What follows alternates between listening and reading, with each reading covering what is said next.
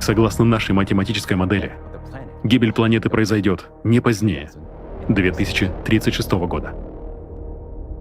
Дальнейшее развитие данных событий приводит к внутреннему растрескиванию коры нашей планеты. Местами будут происходить микроразрывы и в коре, что увеличит магматическую активность, и она будет нарастать еще больше, пока не спровоцирует то, что в самой тонкой части коры, в океане, произойдет масштабный разрыв. Это неизбежно. Этот разрыв произойдет с вероятностью 99,9% в районе Марианской впадины. Именно там фиксируют глубокофокусные землетрясения, и именно там самая тонкая кора на планете, всего 5 километров. В начале, когда небольшое количество воды встретится с магмой, произойдет первый взрыв. Мы говорим микровзрыв, хотя по факту каждый из этих взрывов эквивалентен взрыву десятков ядерных бомб. Это разрушит тонкий слой коры под Марианской впадиной. Но дальше произойдет самое ужасное. И чтобы понять, что будет происходить дальше, покажем вам эксперимент.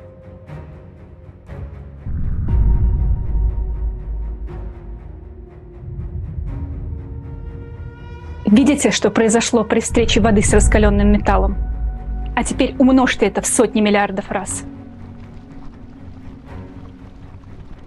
Гигантский объем магмы из магматического плюма в одно мгновение разорвет Марианский желоб. И миллиарды кубометров воды встретятся с миллиардами кубометров магмы. За счет резкого распада океанической воды произойдет выброс кислорода и водорода под огромным давлением на дне Марианской впадины. Произойдет огромный взрыв.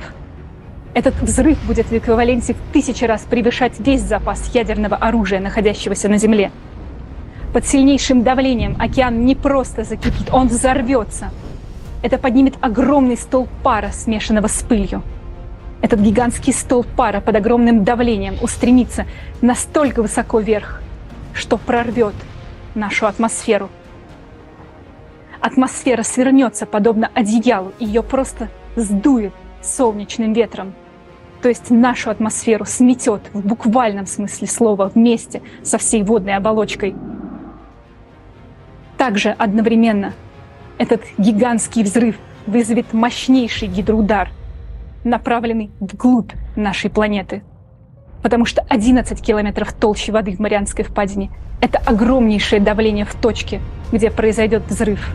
И это давление, в свою очередь, отразится на гидроударе. Произойдет мощнейшая взрывная волна, направленная в центр планеты, в магму, которая будет тангенциально расходиться. И это спровоцирует дополнительные гравитационные процессы. Это приведет к резкому расширению магмы во все стороны в 10 раз. То есть магмы станет в 10 раз больше. Это буквально разорвет планету изнутри. Магма от такого удара будет вести себя как газообразное вещество. Все вулканы, трещины, разломы, все границы литосферных плит разорвутся и извергнутся одновременно. Землю зальет лавовыми потоками, так же, как это произошло на Марсе. Естественно, вследствие удара внутреннее ядро отскочит, и движение внешнего ядра остановится. Наша планета умрет. Этот процесс займет всего несколько минут. Вследствие остановки ядра исчезнет электромагнитное поле нашей планеты и практически полностью гравитационное. А значит, все спутники упадут с околоземной орбиты.